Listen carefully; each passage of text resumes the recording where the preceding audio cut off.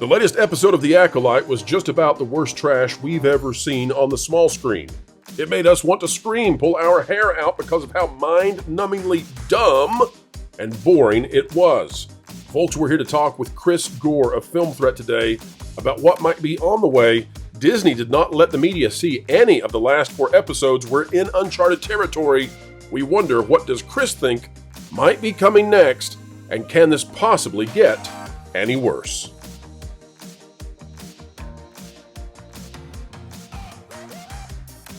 Hello folks, welcome back to the Pro Channel. It's the place you want to be when it comes to understanding what's on TV and the big screen and why it's there. Folks, we would surely enjoy a like button click from you, and we'll get right underway in just a moment. I want to tell you folks that The Acolyte has been absolutely the trasholite, and there's no joke about that. But this could be actually getting worse. This could actually go places we've never been in terms of horrific writing.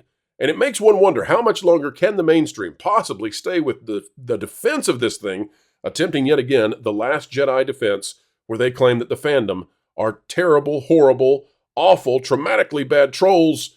Folks, I'm here to tell you, I don't think they can continue that much longer. This is so bad, so awful, that they're about to lose their jobs trying to hang on to that narrative. Let's bring Chris on. He's always a truth teller. You know him, you love him. He's been on covering entertainment since the 80s. Here's Chris Gore. We are now at episode 4 of The Acolyte. Chris, you've seen all 4 episodes. We have not yet been quite victimized to that level. We'll go there later. Apparently, based on the ratings, there's not a lot of hate watching going on. We've gone from hate to apathy to mockery. My curiosity now is, many times these streaming services, when they're getting ready to release a show, they'll put on 3/4 of the show to the media to let them take a look, and then they hold the finale or the penultimate episode as well. In this case, Lucasfilm only showed you half. Right. What do you think is in that second half of episodes? Like, do you think it actually gets worse, or do you think that the worst is behind us with episode 3? Well, it does not get worse than episode 3 in the 4th episode. I can confirm that, but I'll tell you a few things about it in a moment. A lot of times we will get so Alan and I are in an organization called the CCA, Critics Choice Association, and we get access to early stuff. It's very selective. I'm still surprised I get access to stuff. A lot of times we get all the episodes at once. When Willow came out, we got all the episodes. Other series, we've gotten all the episodes at once. But certain things like Marvel and Star Wars, they're more precious with. We'll get the first 2 or 4. So we got the first 4. I do not think we're going to get the final 4. I don't with the way things are going, why make things worse by let the finale out, right? So I don't see that happening. But they gave it to us so last minute. We had like a week, and then we couldn't talk about it until the day it premiered. So I can't imagine why. I'm so shocked, Chris. Yeah. I can't believe. We did a social reaction to this, and then we did like the stream at 9 a.m. the day it premiered. We were able to talk about it just hours before it premiered. So we just poured it all out. So I think the second half is going to be even more embarrassing. I think you're going to see the cloaked figure, the Dark Lord, the Sith Master that has been mysterious in this will be revealed to be one of the 2 mothers, either Mother Anastasia or the Horned Mother. I forget her name.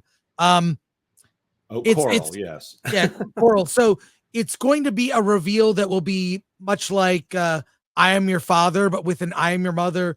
The twins obviously are going to, reconcile, reunite, to fight or turn to the good side, their mother or one of the mothers.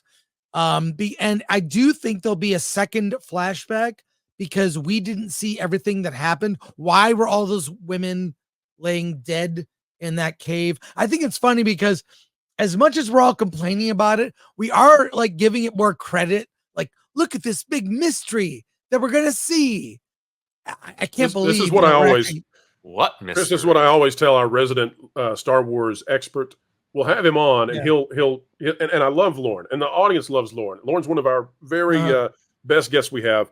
Lauren will break down, because he has an encyclopedic knowledge of Star Wars. He'll break down what this could be and what they might be trying to do if they're intelligent. And then at the end, we will always look at each other and say, but they're not. None of this will actually come to fruition because they don't care about any of this.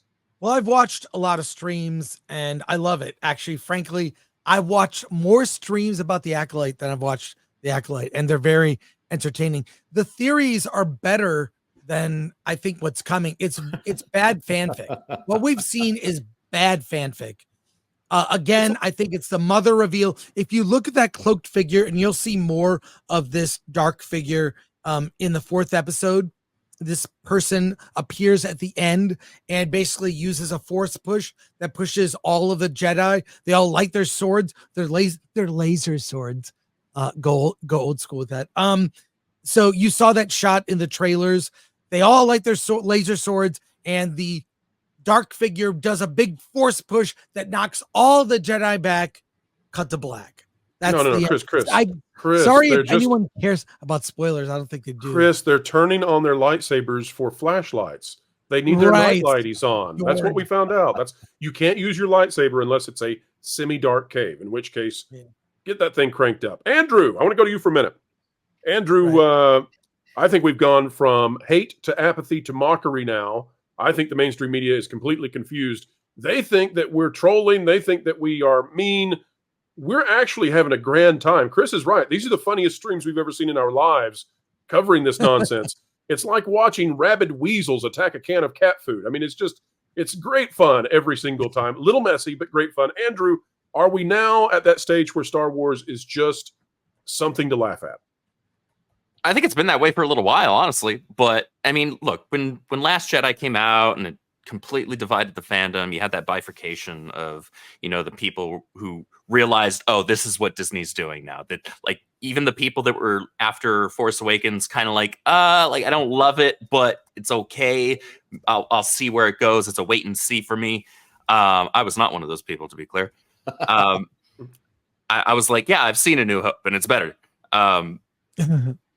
It has a sense of humor. Yeah, at this point, we've long since passed the apathy phase. So we were angry after Last Jedi, right? And for a little while longer after that, Rise of Skywalker's abysmal excuse Andrew, for a film. I feel like my streams on the Acolyte are the new version of Mystery Science Theater 3000.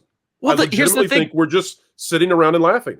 Well, to Chris's point, and to yours as well, the streams that are discussing the Acolyte are hand over fist more entertaining than the show itself. Like, and to Chris's point again, because Jeff and I over at World Class BS, we've been reviewing each episode as it releases on the High Council, much to our chagrin. That's 8 p.m. Central Time. Actually, no, because the release of the show 9 p.m. Central Time is when we start the show. We do that tonight. I encourage you guys to check that out and watch my pain in real time. You can laugh at my pain while I die inside, but also simultaneously I've reached the point, and I think most of us have in the Star Wars fandom, that have come to realize what this is and where we're at and where it's going, which is exactly the same road that it's been on since Last Jedi. It's not changing anytime soon because they can't get it through their thick skulls how easy it is to make Star Wars fans happy and make money with the property. They refuse to do it. We just have to kind of sit back and laugh. We're at the mockery phase, right? It's a combination of apathy and mockery, really. The apathy is there in that we don't ultimately care. The mockery stems from like, well, I may as well get a laugh out of it, right? That's where we're at, and that's where a lot of these streams are headed. And I can't blame them. That's where I'm at. I love Star Wars, but even though Star Wars is in an abysmal position right now, and I don't really care about anything that's coming out outside of like Respawn Entertainment's Cal Kestis games. Those are basically the only thing I can enjoy at this point, unless I'm, rereading or re-listening to my EU audiobooks. There's nothing to look forward to with Star Wars right now, other than like, okay, so what's the next thing that's going to come out that I'm going to laugh at and then move on with my life, because I can't just sit in being angry about bad Star Wars for the rest of eternity. I'm going to enjoy what came before because they can't take that away from us, right? I still have all my EU stuff. I got my action figures. I've got my films, all 6 of them. The new stuff now exists for our entertainment in the most hysterical way, right? The streams, this stream, in fact, I guarantee more super chats will come through during this segment where we're talking about the Acolyte, whether it was you, whether it was Chris, myself, whoever. More super chats will come in that results in actual net revenue for this channel than Disney will make off of this show throughout its entirety. And not only the Acolyte, but all of Disney Plus Star Wars. That's where it's at. They have such an overspending problem. They're dumping all of this money into the show, and it doesn't show. It really doesn't. It really doesn't.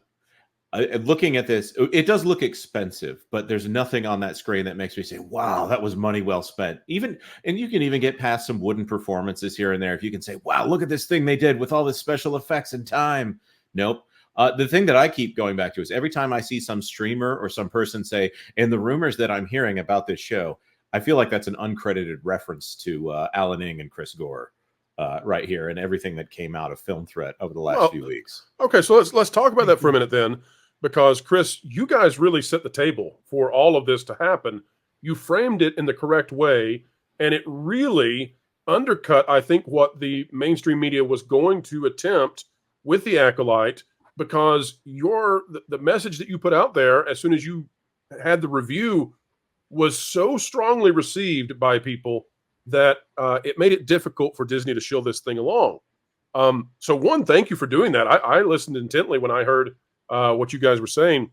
The other thing I would ask you, though, Chris, is if Inside Out 2 had failed at the box office, if it was a flop, I had come to the conclusion that Pete Docter was probably going to be out the door. Like they couldn't take any more losses. Pete Docter's job is probably really safe now. Really, really safe. Kathleen Kennedy, for years now, people have speculated, oh, she's going to leave. Oh, this is when she'll leave. Oh, there's no way she can stay. Never. Chris, but here's my question, Chris. Here's my question to you. At what point do they just simply say, you don't have a budget anymore? You can rule over an empty fiefdom, but we can't give you money to burn anymore, like what Andrew was saying. Well, that's what they'll do. They're not going to fire Kathleen Kennedy, just like they're not going to get rid of Kamala Harris. They will never do that. What they will do is she wants to make a Rey movie that will be theatrical. That's not going to happen. The budget for that will not be allotted. So I think that's where they're going to basically reduce her power. They will not fire her. They will never fire her. She has been in Hollywood too long. She is, in spite of everything, well respected in Hollywood, and she has worked with everybody. She knows where the bodies are buried. She has heard inappropriate jokes from the biggest names in the business. And if she doesn't, Leslie does, Chris. They are in fear of her, and she's mocking them by hiring these. What made you think Leslie Headland would make a great shepherd of a Star Wars series, or Shabine? I forget her name. Obaid Chinoy. Yeah, Obaid Chinoy. What made you think on her previous work she should direct a Star Wars movie? This is a mockery. I mean, you look at and this is why no A-list talent, top tier talent is attracted. You can get actors because actors, it's a job. It's fine, whatever. No top tier creators are begging to work at Lucasfilm and make something. Can you imagine a Christopher Nolan Star Wars film, a Jedi movie? Like, those words alone conjures up something incredible. None of these names instill confidence. They are how all different amateurs. is that from how different is that from 2014, Chris? What would have been the feeling in 2014? It would have been exciting. I mean, JJ seemed a good fit at the time. We realize now he was a fraud. He really is a fraud. The mystery box is empty, and he's been revealed. I think it's funny if you listen to the DVD commentary for Star Trek 2009, he makes fun of the prequels. Oh no. He makes fun. I remember he has a line where he says you should watch the movies, the Star Wars movies in order, right? From 1 to 6. He mocks it. So filled with hubris, I guess. Anyways, yeah, no, they are not attractive. Also, from everyone I've talked to, it is miserable to work for Disney and Lucasfilm. Mhm. Yeah, can't imagine. From HR to political BS to the pay, what you get paid. It's and by all accounts, an awful company. So she gets up and comers, right? Like Sinead Chinoy or whatever. Like, who the hell was she before this? She's willing to do it to basically bolster her career. But any real person, real talent would come and do something for Star Wars. No way. I have No to point way. this out. I have to point this out. This is not a Star Wars thing. It is kind of a Star Trek thing. But Disney just finally said goodbye to Ronald D. Moore, who had television shows in development for Disney for a very long time. Two things that I forget what they both were, but some of them were like super specific Disney park stuff. But Ronald D. Moore, who was in charge of Outlander, For All Mankind, Battlestar Galactica, Deep Space Nine for a period of time. They just can't seem to make it work. Somehow, this company that is supposed to be so talent driven, while DC is over here saying that they're talent driven, Disney was supposed to be the counterpoint. Look at what we do with all of our Marvel movies, and now the time exposes the lie there. They can't hold on to these amazing creative people. They'll sign and then they'll walk out the door. And folks, we are done. We are over. We are out. It's time to end this one, but fret not yet, for more content is yet to come, folks, 3 times daily right here on the Pro Channel. And if you're not yet subscribed, we certainly would appreciate your subscription. We take every single person seriously, nobody for granted, right here on this channel. Folks, like, share, subscribe, click it, stick it to the algorithms. It's the notification bell. Drop a comment down below, and if you're not yet subscribed to our sister channels, Vacation Radio and That Park Place, make sure to do so. You'll have a good time. Folks, wherever you are and whatever you're doing, keep learning, keep growing, and keep having fun.